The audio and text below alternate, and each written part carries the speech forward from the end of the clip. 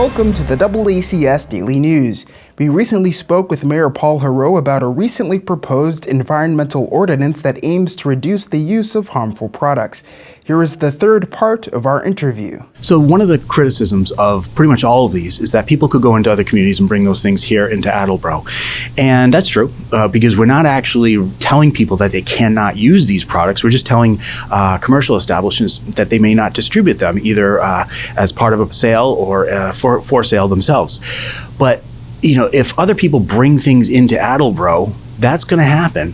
But by eliminating the distribution of these here, we're going to drastically reduce the amount of litter and waste that is happening in Attleboro, because these will no longer be available. That's only one aspect of it. The other aspect is the use of petrochemicals to make these products. These are largely plastic, and we want to basically send a message that this is something that Attleboro is serious about. We don't want to participate in this industry anymore. It's not good for the environment. It's not good for our health. It's not good for our children's future. So that's another aspect of it. And then the other aspect, the third aspect, is even though we are taking a stand here in Attleboro and other communities around us might not, we are joining the list of communities throughout the state who are taking a stand and sending a message to the state legislature that this is the direction we want the entire state to go in, which would then make it so that other surrounding communities would not be able to have these as well. Because these products are about convenience. They're not necessity. These are about convenience, and these things are not good for the environment, they're not good for our health, and they are not good for our future.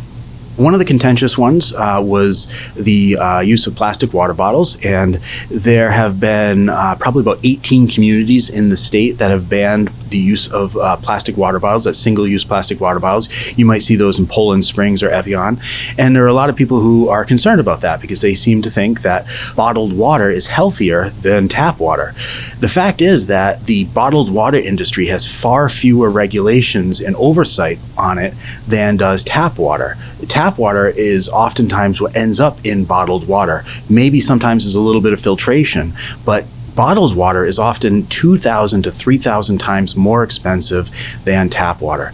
And we're also only seeking, with this bottled water ban, something that is less than 1 liter. Now, I know some people were concerned about the TTHM levels that we had here in Attleboro back in 2018. The reason that our TTHM levels were high and during that one testing period was because the water that particular year in the pipes was stagnant.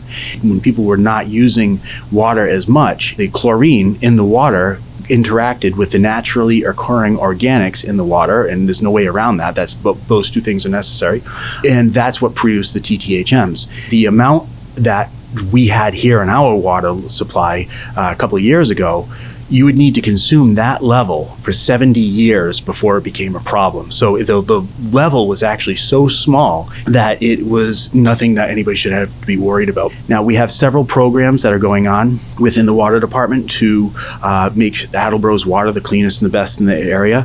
Right now, the city is participating with a pilot program with the State Department of Environmental Protection to measure PFAS.